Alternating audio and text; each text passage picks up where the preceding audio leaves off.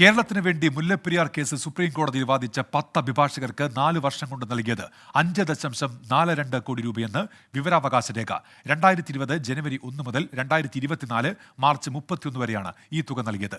മുല്ലപ്പെരിയാർ കേസിൽ ഉന്നതാധികാര സമിതിക്ക് ഈ കാലയളവിൽ നൽകിയത് 59.16 ലക്ഷം രൂപയാണ്. മുല്ലപ്പെരിയാർ തർക്കവുമായി ബന്ധപ്പെട്ട് കേരളത്തിന് വേണ്ടി സുപ്രീം കോടതിയിൽ വാദിച്ച അഭിഭാഷകർക്കാണ് കഴിഞ്ഞ 4 വർഷം കൊണ്ട് 5.42 കോടി രൂപ നൽകിയത്.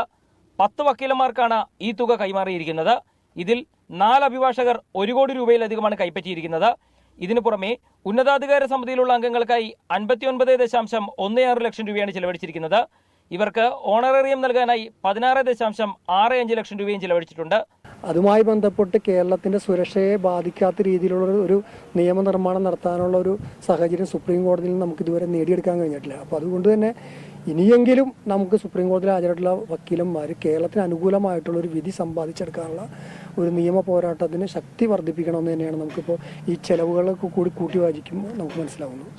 വിവരാവകാശ നിയമപ്രകാരം ഡാംസ് ജോയിന്റ് ഡയറക്ടർ നൽകിയ മറുപടിയിലാണ് മുല്ലപ്പെരിയാറിന് വേണ്ടി കേരളം ചെലവഴിച്ച തുകയുടെ വിശദാംശങ്ങൾ ലഭ്യമായിട്ടുള്ളത്.